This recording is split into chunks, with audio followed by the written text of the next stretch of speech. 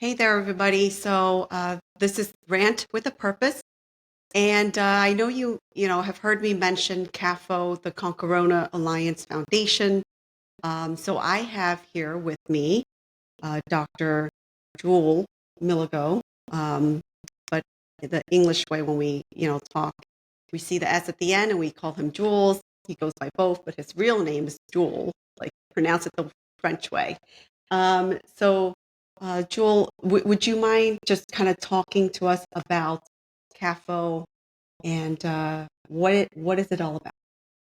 So CAFO is the Concrona Alliance Foundation. The name, and in short, CAFO, we deliberately selected CAFO because uh, CAFO means thank you in the native Bobo language, that is Concrona. Concrona is the village, which is the at the site of the intervention that we decided to undertake that's 6 years ago now. And those listeners that are familiar with West Africa, especially the Sahelian region, you know that it's um, it's a bit rough. I mean, infrastructure challenges. Most villages don't have electricity, no running water, and out of 9,000 villages in Burkina Faso, practically uh, 80% are far from the main roads and don't have basic infrastructure, which means scores of health problem, which mean education sometimes doesn't reach there. There may be sometimes there is no school, which was the case of Hmm. Concrona. Even if it is a school, because it's a very remote area, there would be no teachers, or the teachers would be, well, the most recent graduates that have no desire to stay in a village where there is not, I mean, even having basic radio solar Hmm. connection is limited. So that was the case of Concrona Hmm. until we decided to form CAFO to improve the social and infrastructure condition of this village. That's the mission that we embark on. Wow, amazing. And we had an episode prior to this where I was talking to Kathy, the other co-founder, and she went into a little bit more, regarding to development of CAFO following the UN developmental goals, their model, and it has seemed to be very successful. So you mentioned, before the start of CAFO, you know, there were no clean water. Clean water was just only recently, 4 years ago, right in 2021. You guys built a primary school. You just built a middle school this year. You have a health center where there is an ophthalmologist who comes and sees patients for consults every week. And what really struck to me is, and I don't know if I mentioned this because Jules had mentioned to me for quite some time that cataract is very common there. And I always thought, oh, cataracts, that's something in the elderly here. And it's like slow progression and, people choose to have it or not. It just depends on how they want their lifestyle to be affected. But there you mentioned it affects at a much younger population. So that's pretty important. And some other eye problems too. Jules had showed me there was this child who only saw out of one eye, and now he's able to see out of both, which is pretty amazing. Something that would never have been done if we, didn't have healthcare consult there. There was a pharmacy built. Mm. So I think the story of CAFO It's born from the fact um, I was born there, so there are the realities that I knew, and though I was lucky enough to be sent to school at age 6 in another village. The conditions Mhm. were such that no other uh, child from this village was at school. So in my generation, I'm the only one You were the only one. that went. And I went. I mean, it just I it's really really sheer luck that I got an academic scholarship all the way to medical school and went on to have a postgraduate degree in epidemiology and landed here in the US. So it's really, really is by a series of acquaintances and luck that I got here. So what we wanted to build, and what I wanted to improve is the odds for a child that is Mhm. born in conditions where childhood illnesses, basic infrastructure, the lack of the basic infrastructure, your chances of survival up to age 5 are low because it's not diarrheal disease, it's Mhm. malaria that will catch you. You were mentioning cataracts seconds earlier. Uh, Here in the United States, you consider cataract as aging. It's not like Mhm. Right. disease. I mean, you would have cataract maybe in your 40s, 50s, and even older. Because, well, I mean, you just become old, and those conditions develop. It's non-communicable disease. But when you are in a place where you have vitamin A deficiency is normal, is well usual. Iodine deficiency, repeated uh, infectious uh, diseases, basic conjunctivitis and whatnot that are untreated, Mhm. non-treated.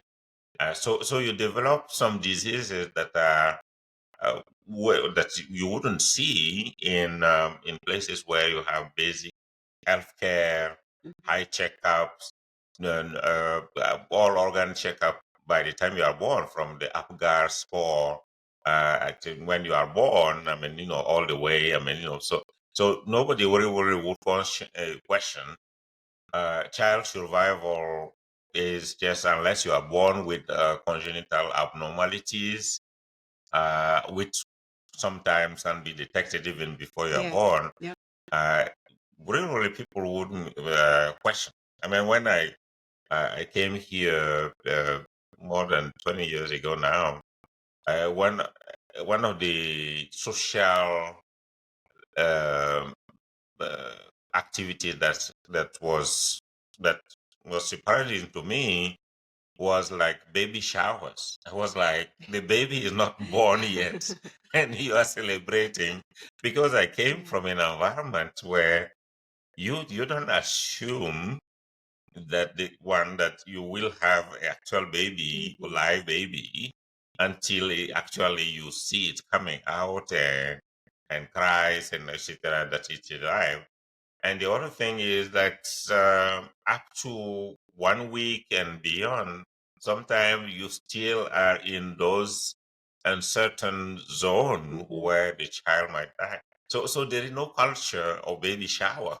You don't name a child until you are sure that Mhm. it will survive. So it just even as a physician, when I landed in the US, there are some things that were like, you got to be, I mean, why are you taking these chances?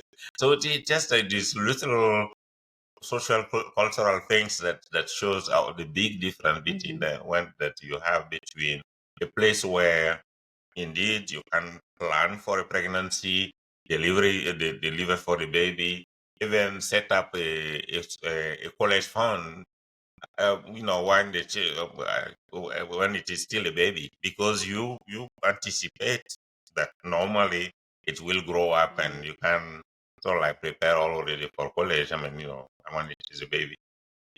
So Yeah. that's what we wanted to improve the odds Yeah.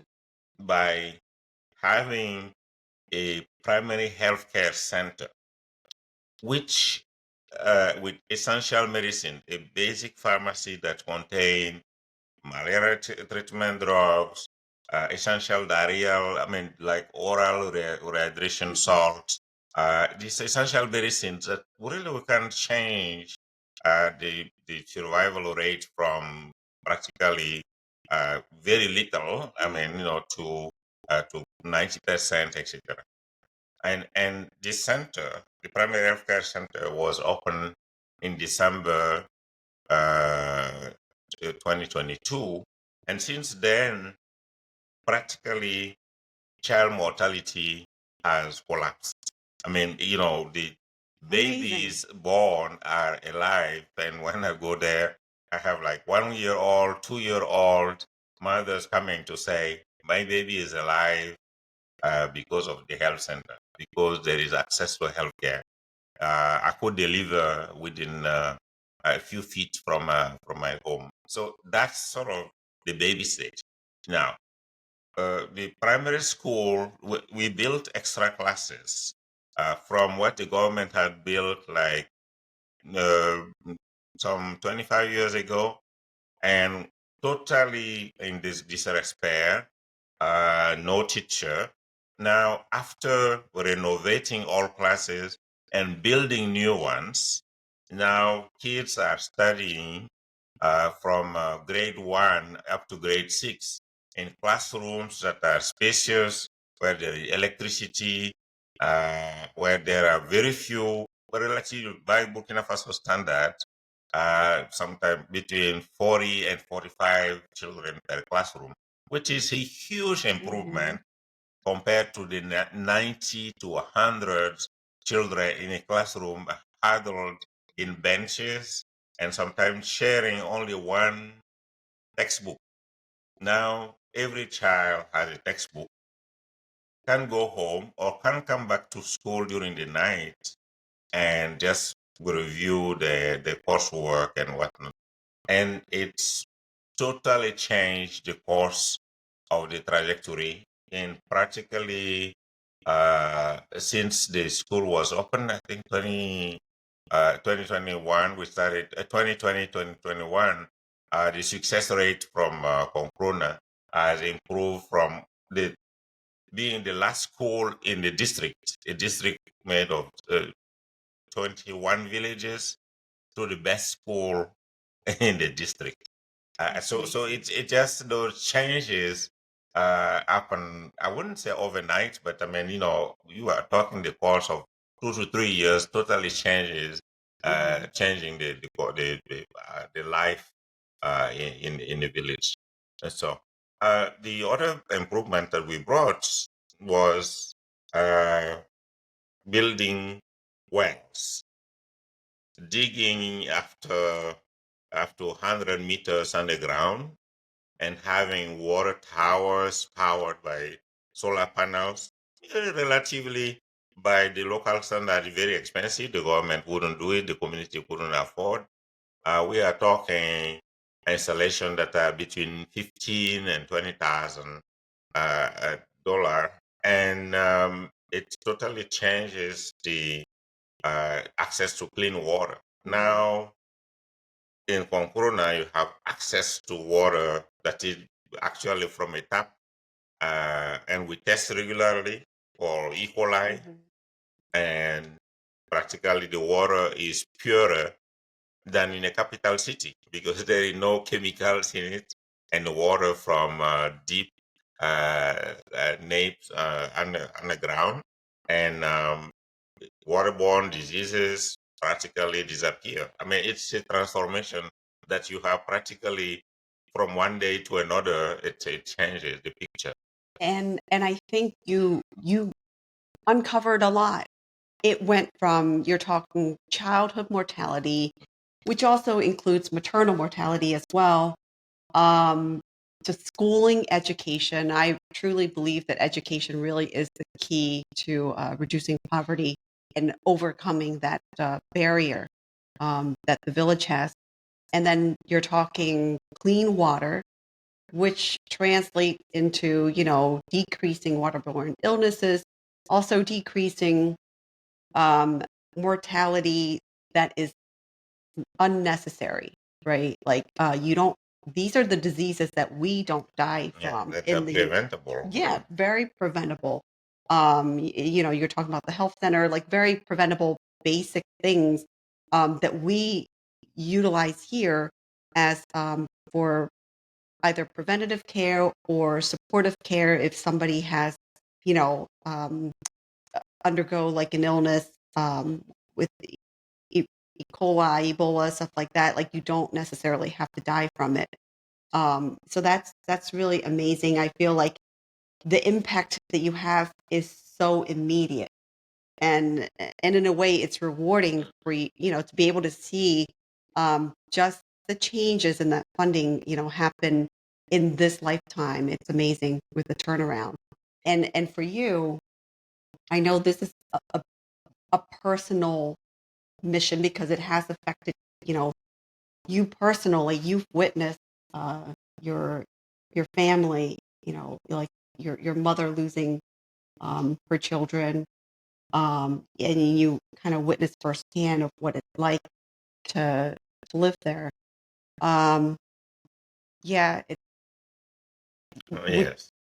would you like to share anything about regarding to that? Yes. I mean, the thing is, for me, it's like you said, it's very personal. I lost 7 brothers and sisters. Some of them in very early childhood, uh, some of them at reach age 2, 5, at various ages, and one of them died later in life. It was my bigger brother, um, my older brother. Um, but the right now, but that's since the creation of HAFO, from child mortality being that common, so common that you wouldn't meet a single family that hadn't lost a child within the last 5 to 10 years. It's like the norm. When you see a woman with one child, I mean, she would say, well, the older one or the one died before died of diarrhea or malaria or some or acute respiratory infection. That was the norm that all families knew. Now, you find young women or with children that said this is their first child or this is they have 2 children because they wanted 2 children, and that's one or another factor that's Hmm. improved. Women now are adhering to family planning. One, because it's available. Two, because they know that children can live, will survive not only from the birth, so that they will survive themselves as mothers during they can deliver in a safe environment because there is a health center with a trained birth attendant, and they have access to immunization, which is they really nobody. There is no anti-vaccine movement, and Okay. people sort of like get the message. Measles, you get the injection, and then you don't get the measles. That people or neonatal tetanus, you will not get it if you have the 2 or 3 injections, I mean, before during the pregnancy, and the children, when the child is born, it will receive uh, DPT vaccine. So there are things that the community embraced because, I mean, they didn't have access to it before, so people assumed that they were not interested. But when it is available, when access, you reduce the problem of accessibility. Uh, they are they understand they don't need a PhD to understand the relationship between, the disease that they are seeing and having access to treatment.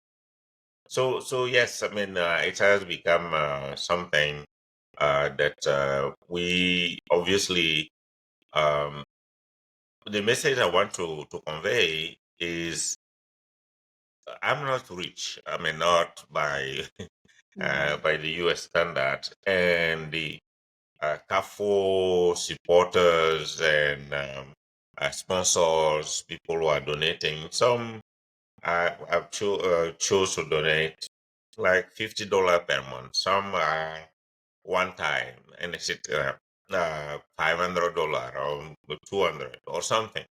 Regardless of the amount, and that's for me, that's the core message. You make a difference, and the difference between a life and death can be of $1 or $2, access to some really essential medicine that the family at that day couldn't afford to access. I mean, you receive when the families sometimes they go in emergency 50 miles away, what it used to be, and they receive a prescription of like 5 or 6 different items in it. They don't know which one is essential. They go at the pharmacy and they will select what they can afford that day. And sometimes this is not the essential medicine that they Mhm. needed. Sometimes it is syringe or some gauze or something. I mean, it's just like all these tragic stories of people trying by all means to have access to care, to healthcare, and failing because they just at its affordability, it is social understanding.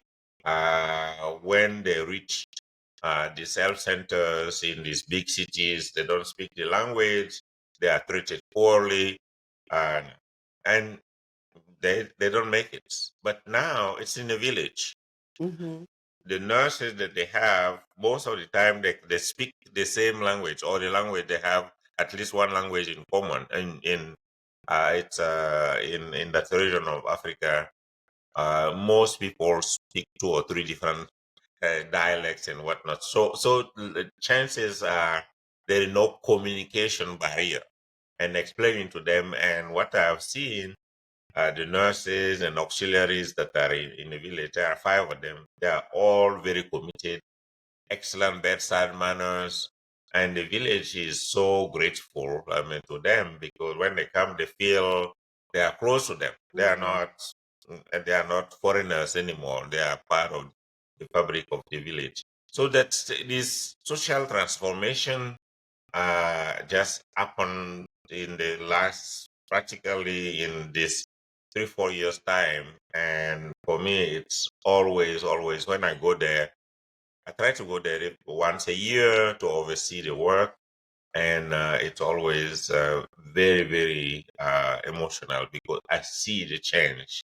I see the women that are saying we save uh, more than 6 hours a day uh, well, of our workload, because the water we used to spend that time to fetch water half a mile away, and now the water is available and it's clean water. Mhm. Or to wash our dishes or to cook. We don't need to just be up at 4 in the morning because we know that we can have access to this basic necessity. Our kids can go to school within reach and come back for lunch at home. It's not necessarily French cuisine at home, but at least, they have the basic Yeah. food to survive. And all these little transformations, we are not talking, major uh, government programs. We are talking just as a small non-governmental organization, charity organization based here, with all the friends that are contributing, and we are very grateful for each of them and how it's transforming the lives of people around. And yeah, you don't have a large donor, uh, amount of funds from donors. It's really from folks just like, even if you go to the website, it's www.kafo.family. So that's cafo.family. You can just do consistently. You can also support a child too, like even if you just donate $10 a month. For $40 a month, you can fully support that, child's schooling, food, everything, clothing. But you do what you can, even if it's just a sparing $10 a month. That really can transform people's lives where it doesn't have to be that way, right? We live in a way where we take things so granted for every Mm. little thing. We don't even think about it. The water that comes out of our sink, it's there. The government takes care of it. Um, Although I can argue, for certain areas it may not be safe, but for the most part, we take a lot of things for granted that these people don't. Um, and you have seen the struggles in the earlier Mm. days till now, like Mm. access to healthcare. I want to really point out education, because Jules, you did not. There were no schooling in Concorona, so you had to leave your home village, go, to another town, another village, and you had struggles there, and and, we, and I can kind of, see that you don't want the future children to have to experience what you do. You Yeah. don't want them to leave family. Like no 6-year-old should have to leave their parents, right, to go to school and live with strangers who may or may not care about them for the most part, probably not, because you're not related to them. Um, but yeah, please like talk about that because I think it's so important. Because even now that there is a primary school, there's a middle school, kids there probably can't even imagine the struggles that you had faced. You had mentioned that they don't think of you as somebody that is human that could be achievable because to them like they hear stories of just so much insurmountable struggles that you went through that was just impossible for them to imagine. Yeah. No, I think, you know, uh, when at least people my generation are like in the 40s, 50s, and 60s, and it's all over Africa. Uh, uh, a lot of us went through that sort of struggle where to go to school, one, the family had to select. I mean, no family could afford to have. If you have three children, you have to choose one. You don't, or the three of them are not going to school because you cannot afford more. And one of the challenges when yeah, I was at school age, at age 6, there were two schools for 33 villages. It means that the villages where the schools were located, of course, I mean, the kids had access, but for the 31 other villages that were between 10 and 15 and 20 miles around, I mean, you have to find, if you send a child, you have to find the host family that will accept to feed this extra child or find a room. I mean, you are talking very resource limited places where an extra mouth is a big deal. And sometimes, yes, you can find good families. In my case, by the time I finished primary school, I had gone through 12 different families. Wow. And sometimes it's like a few days, they say, okay, we keep you a few days until your father comes and bring food for you. Sometimes they say that.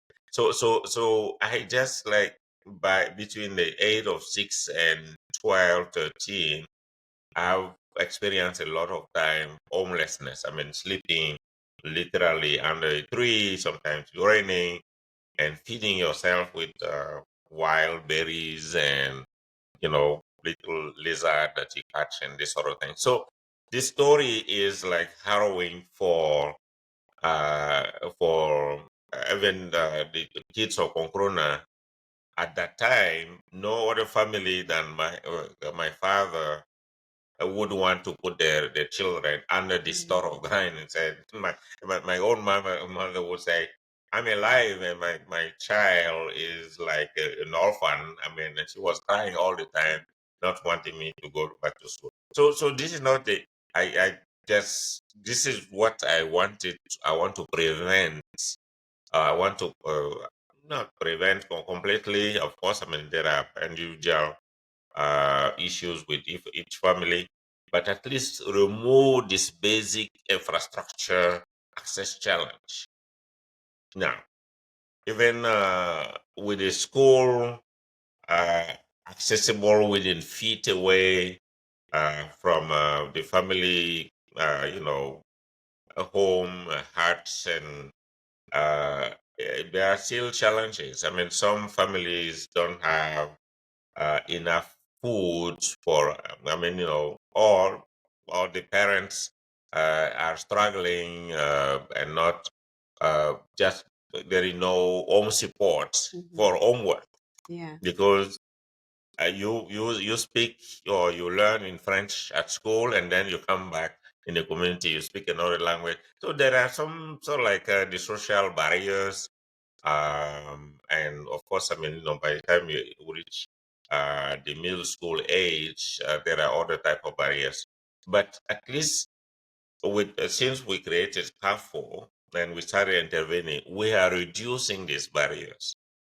The early education is so important, and my philosophy and that of Kathy that I work with is that every every year of schooling that you can provide a child, you increase uh, this child and future adult chances of surviving in another world. Mhm. Because if you can read and write, it means that you can have access to internet if you go in a town. It means that you can use your telephone and to call family members that are in other places. It means that you can do a better negotiation when with your crops when people from the city come to buy. It means that you have a better understanding of the importance of healthcare for your own children, Yeah. especially when it is you are a woman. And girls' education have been doing marvelous. I mean, before uh, the only option for a girl was you are born by the age you are 12. The parent thinks about giving you in marriage already. 12, 13. Yeah, it wasn't exceptional to find 13-year-old married. Find like you don't have even time to go through adolescence. You are already an adult, and by the time you are 20, you have gone through uh, pregnancies, lost a child, and what. So it's very very harrowing. Like now, when I go, I find like 18-year girls that the parents are not questioning anymore whether they should go to school because the school is accessible or they are better because they have hope that this girl can be better than a housewife, subsistence farmer's wife. And they are doing better than boys, by the way. I mean, since we started intervening. So it's just like this transformation, social transformation that we are seeing that's just uh, uh, becoming normal from extraordinary. It has become ordinary, and we are talking very short time. And this is thanks to small donors. Again, we are not talking massive. I mean, bequests and things like that. We are talking people who are volunteering at the time and helping us to conceive things. and accessing, doing a small donation, uh, that really doesn't affect. We are not talking people who just like ruin their lives to support us. But I mean, just what you can spare, a spare change, it makes a difference. So it's really a lot of things. I mean, I know I'm jumbling a normal concept, but I mean, it's a transformation that we see right under our eyes, and it is phenomenal. Yeah. And to Jules' point, like um the volunteers, if you don't have the money, there are plenty of ways, right? Spread the word. You never know who has a generous heart. If only if you're able to give. This podcast is, we plan that if there's any um, monetary outcomes for this, it's going to go towards 100% to CAFO. And the nice thing about this charity that I can fully get behind is that 100% of the donation goes to the charity. It's because the two founders have supported and gave, like their funds as their own funds as well. So they don't want, any funding to be related to administrative fees or anything like that. So that's the really nice part. And another thing too is that I want to say, I kind of lost my train of thought. But oh, you know what? I remember what I was going to say. The fun, I think, is easy to get, right? Just from talking, getting people to give. The hard part to me is actually having it successful on the ground. Mm. And I believe when I have encountered Jules and Kathy, when I hear of all the work, all their success within the last 5, 6 years, I was able to fully get behind it. And I said, this is it, because they were able to become very successful. You see the infrastructure, you see buildings being built, you see things happening, you see schools, you see kids enrolled, there's, teachers granted, that's also a portion too, right? Like you have the government support in the sense that they will provide the teachers. As long as you provide the buildings, they provide the teachers. Um, the the fact that you're not just giving your money and it Mm. disappears Mm. because of administrative fees, because of corruption. um, the people there are just really honest, and they want to see changes happen. Yeah. And you had mentioned too about some other stories where they were not so successful. Yes. So I think a harrowing situation with non-governmental organizations is sometimes the lack of uh, structure, or uh, or even uh, finding people who are really committed, honest, can be very, very difficult. I mean, because you and I, we work under the assumption we want to give. Mhm. Uh, like you said, Kathy, myself, when I first met Kathy, I was doing on my own, supporting, sponsoring about 20 children from Konkuruna through my salary, and not thinking really that I could do more.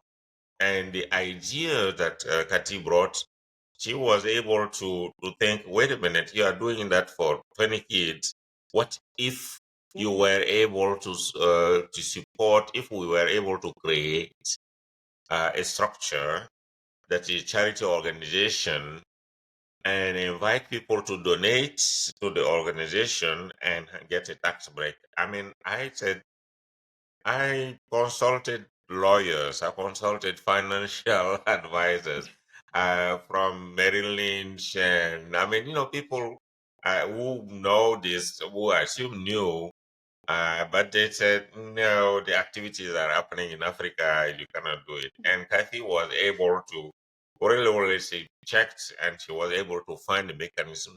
And now we have a reality of an organization fully 501c based in the US with the potential, I mean, any donation to the organization, you can write off your taxes. That's really encourages people, and a Yeah. lot of colleagues have been donating and sometimes matching contribution from the companies, because the possibility, people want to do the right thing. Given the opportunity, they want Mhm. to do the right thing. And the other thing that is a success factor for us is because as funders, including our board, because we have a board, I mean, uh, of directors and people who are consulting, we are meeting monthly, I mean, to check all the tax documents. We are very, very rigorous about monitoring everything. Uh, so none of us is living off CAFO. Mhm. We don't, there is no overhead here in at the among the funders. We donate our money. We don't use, when I travel to Concrona, it just, this is not money coming out of Mhm. CAFO. I mean, even though so it's I don't even feel like write it as You can't give enough. So yes. therefore there's no way you can take. And you would feel Exactly. too guilty to So take. we really, really put, and I mean, we are able to put, I mean, as long as I have full-time employment, and that by the grace of God, that's the case now. We use our weekend to do the work, to do the charity, without taking. So there's no overheads that we are like taking for any. Well, there are some when you ship money, when you send money, there are some fees, Mhm. bank fees. I mean, Yeah. and even the bank fees, Kathy pays out of pocket. So when the money reaches Burkina Faso, it goes to two bank accounts, one for construction and one for running costs, and only three. There are three people who can sign, whose signature you recognize, and they are totally the member of the local organization that is supporting CAFO. None of them can take the money for frivolous expenses themselves. We control on both ends. So they decide as a community, this is the priority, for instance, for the water, and the funding goes directly to the vendor. They select the best out of many applicants in a transparent manner. The village meets and they discuss about who is going to do the work. And upon doing the work, they have the reminder of the funds and etc.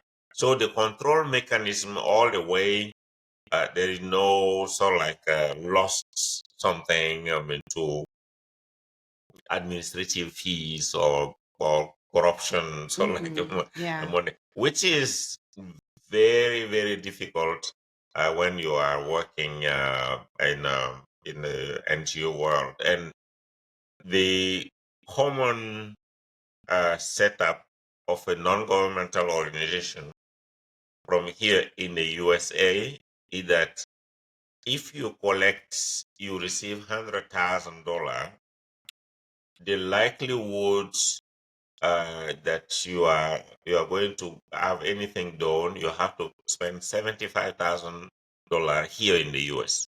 To spend 25,000 on the ground, you need about $100,000. It's just like, it's normal formula. The overhead takes Mhm. 75% of the money, and that's sort of like the accepted Mhm. uh, ratio, because you need accountant, you need some administrative support, you need to pay buildings, and Yeah. you need to pay rent and water and whatnot, etc., which we don't know. I mean, we are doing the podcast in my Mhm. home. So we really, really get rid of this uh, Administrative. yeah, Yeah. administrative, so like burden, and the result is like practically 100%. of what we send, what we collect, uh, goes to activities. Now, we create local jobs. For instance, we built a library. So the librarian, uh, someone with sixth grade education, with someone who man the library, we are paying the person about $60 per month. There is a maintenance officer, about also about $60 a month. The pharmacy manager, who is not a pharmacist by the way, I mean, but with someone with 13 grades education who is manning the pharmacy, is paid also in the range of $60 per month, and then the cleaners. So those are the local expenses that we have to pay, and whenever there are some sort of constructions and whatnot, we make sure that we pay the local taxes because we try to do everything by the book. But the bottom line is that here we really make everything possible to avoid heavy overheads.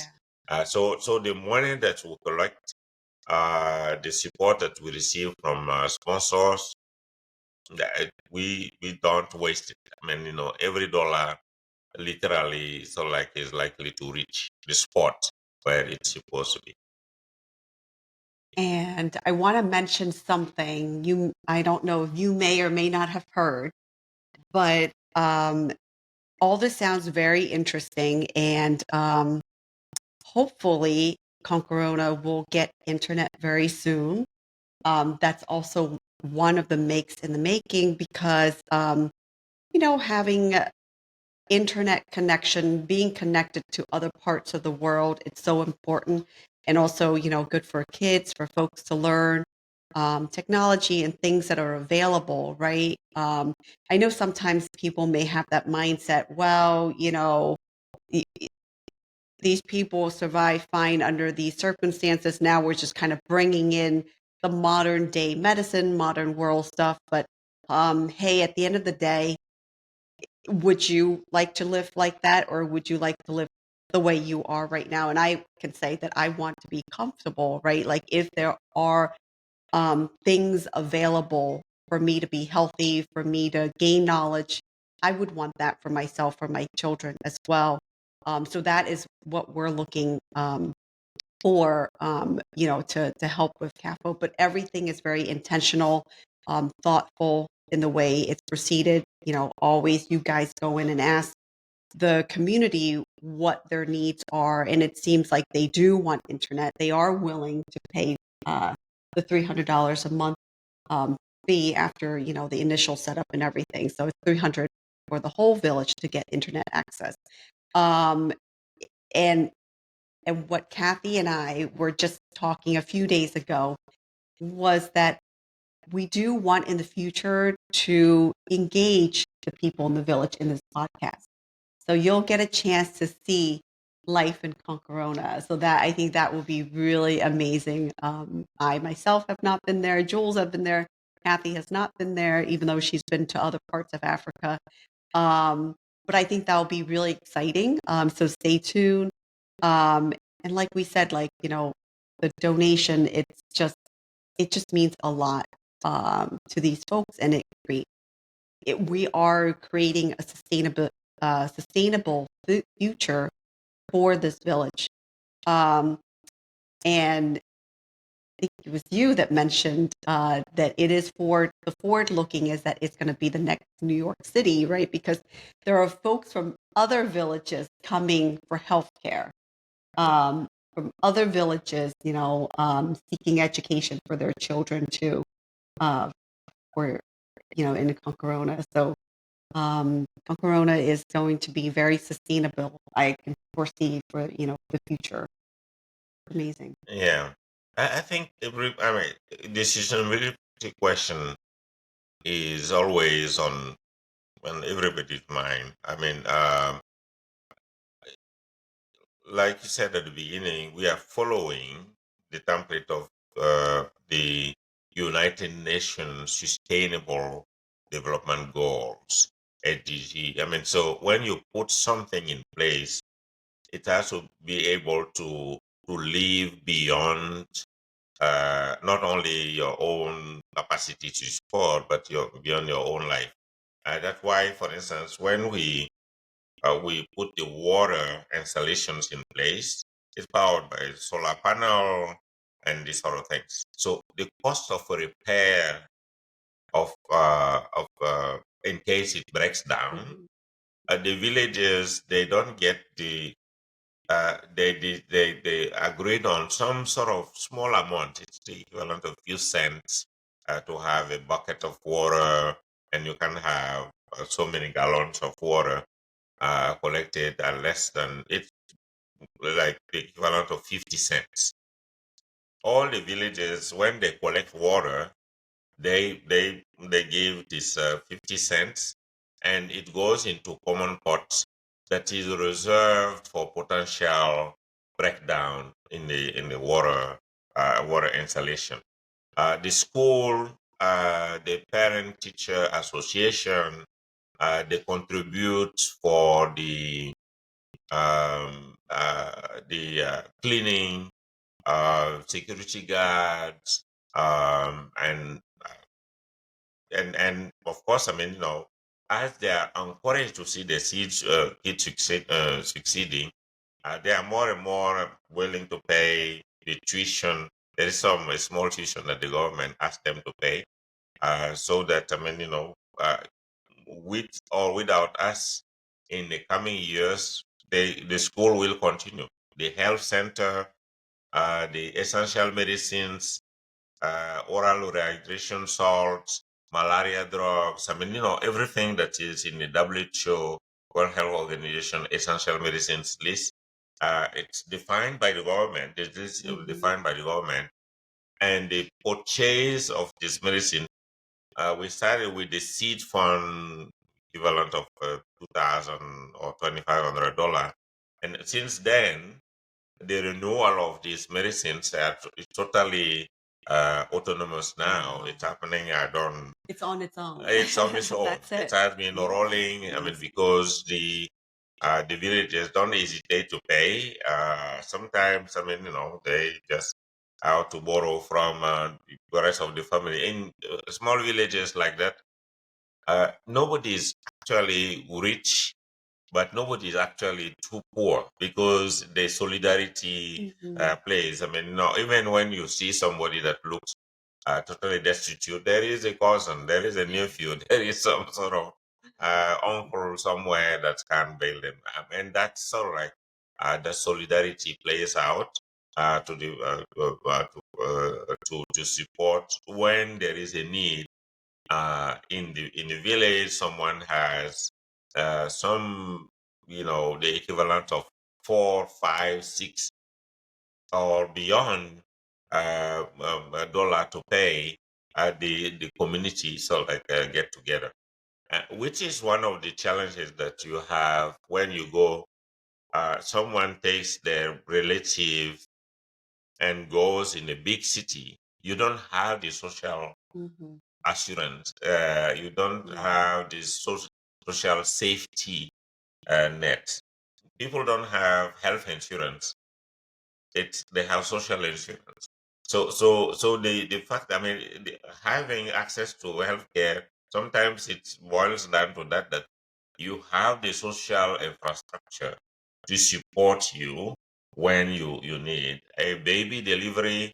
It's a community delivery. It's not the individual Mhm. family that has to deal with babies or like wives and things like that. It's an entire village that comes together. So we are playing with all these factors, playing to the strength of the Mhm. village. Of course, I mean, we know that there are limits. Of course, I mean, when something is several $1,000s, it's beyond their capacity. That's why we continue to support. We have an ambition to have a small laboratory equivalent of $150,000 worth of infrastructure. And we hope that this laboratory for the health center can even be a resource generating Mhm. fund, because every villagers understand that when you need to to make a diagnosis, you need to pay $1, to $10 for to have the basic reading so that you get better. If it is there, if the resources can quickly sort of be generated to maintain, to have the region, to have even beyond, the service, pay for things that are not accessible. So that's sort of the plan. We have, every infrastructure, the ambition is that it's self-sustaining, Mhm. and the villages can continue to run it. And people who are coming from, there are 11 different villages that are coming. It's not just like the population of Concrona, and they are willing to pay when, Yeah. of course, not thousands of dollars like in the US, Yeah. but $2, $3 at a time, and they are absolutely adhering to it. So that's what we are looking, and that's what gives me hope. And what Jules mentioned is the hope of building a laboratory this year. I believe in June, we're going to evaluate the funds to see if there's enough to build an ideal lab would be, 150,000, if not perhaps half of it, but we'll see. Because I think just to have like a good set of foundation, um, state of the art for Africa lab there means a lot. It means you don't have to guess what disease someone has, um, because guessing doesn't, it's not like here where you go to the doctor and the doctor's like, oh, you got this bacterial infection. I'm going to give you antibiotic that will cover all the sorts of, like Mm, most of the common mm, infections. And that's, that guessing, and if it doesn't mm, work, they do lab work, and go from there. But guessing in a village like Concorona, because it's in West Africa, it could mean life or death. It could mean, you don't know if somebody has um, certain diseases like malaria or dengue, and they have very different treatments.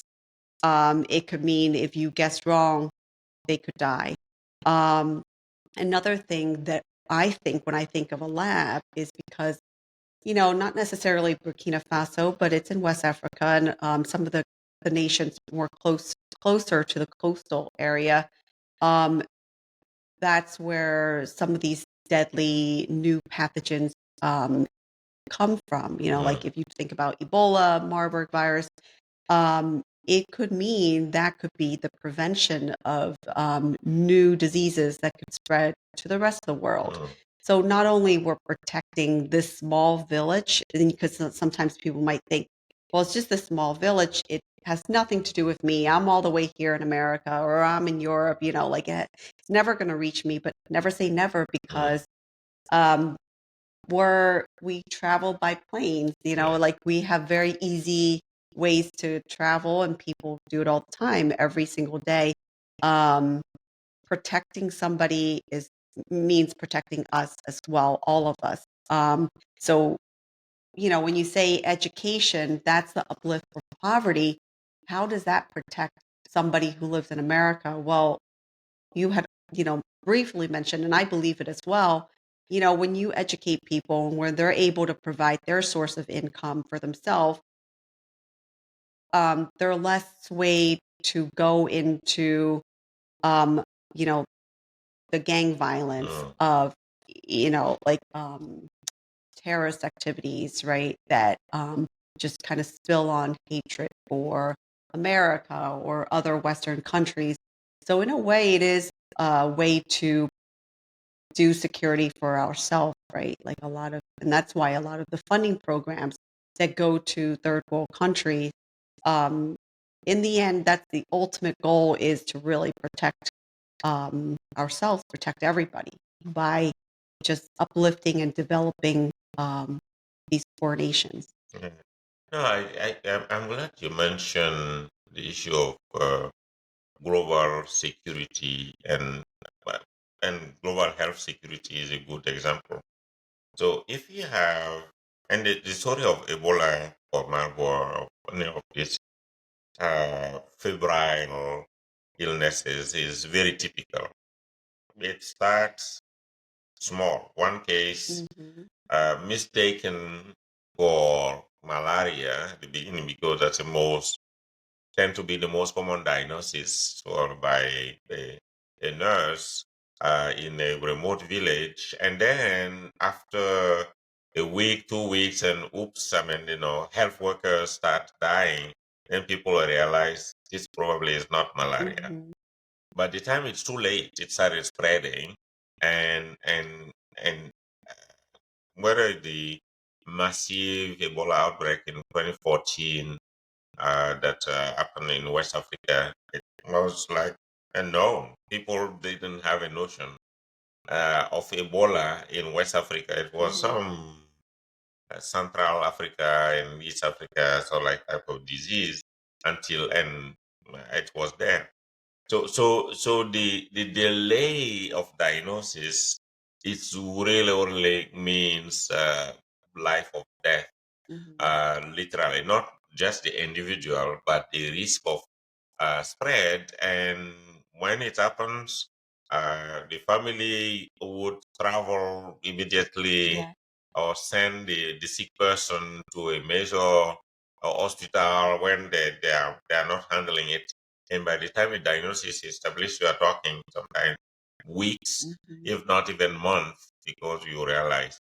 Um, and so yes, having the capacity to immediately within hours have the not necessarily the hardest diagnosis, but the essential eliminate that this is Mhm. not malaria. And Yeah. you are talking about some blood smear, and you can already eliminate that yes and no. There is no this is not Yeah. malaria. So it's something else, and this something else the nurses can alert the highest level, the next level to say, we have high fever, Mhm. maybe some bleeding, maybe some diarrhea, whatnot. That is not malaria. What do you do? So it can save already Yeah. weeks in the diagnosis that you have a basic capacity to at least eliminate the most common misdiagnosis to start, and you give the health system a head start. That's one. I mean, so the health security of the entire world Mhm. sometimes it depend on someone or some level or the most basic level. People would call the last mile, but I mean, in CAFO we call it the first mile. That at this basic level you just make the right move. You don't all for weeks without knowing what you're talking about. Health security. Now, in terms of when you are talking education, studies that show, and several uh, institutes have assessed that when you have a higher level of education in a community, Mhm. in communities, you are less likely, young people, 13-year, 15-year-old, are less likely to join either terrorist groups and whatnot. I mean, all over, it's not just Africa, I mean, that you find the joining gangs and Mhm. whatnot. Absolutely. Uh, Children who go to school that are doing well in school, they are less likely to join violent, where for less than $1, you basically can form a child soldier in some places, and kids willing to go in places where they feel they have some sort of sense of purpose. But if they have a purpose, they are respected, they are surrounded, they are in a structure where they can imagine a future, they are likely to get into something that is just cutting this future. So it's the implication of what we are doing is way beyond the individuals that we are helping. It has implication for the society. It has implication, like you said, for the world. I mean, if we are not preventing, we are not protecting people at this level, it means that you have instability in the societies, and that means that you have people wanting to migrate, not only in neighboring countries, but in Europe, in the US, and whatnot. I mean, for a better life, that's a normal human aspiration. But what if, where you are born, Mhm. you have aspiration that can be fulfilled? What if you know that you can survive, that you can not only survive but thrive in the area where you were born? You don't have reason. I mean, I don't think that many people want to be on some boat Yeah. for weeks, or go on an adventure in some unknown places where they don't speak the language, where they are more likely to be killed. No, I mean, people want, like everybody, I mean, families want their kids, themselves to be safe. So the implication is really, really, I mean, what we are doing.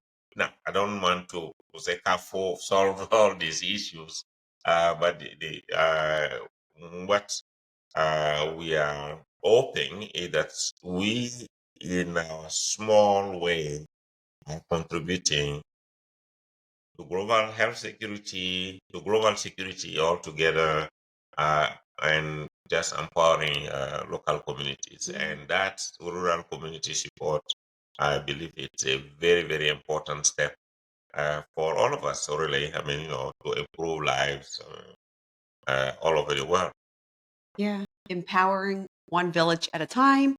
And if anyone has questions on, regarding to starting NGOs or how to start, please reach out to us because, like Joel said, it was impossible for him. He asked around people with financial experiences, just, you know, said there was no solution, there was no help, but they found at the end there was a way. Kathy found a way.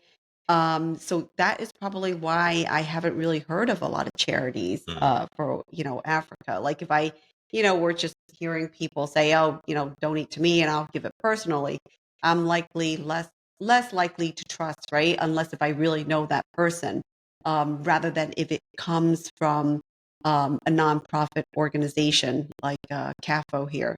Um, so yeah, there's a will, there's a way. Nothing is too impossible. Um, and I think you're a living proof of that. So thank you so much for spending your hour here, listening to us, everybody. And until next time, just let us know what you want to talk about. Thank thank you. you.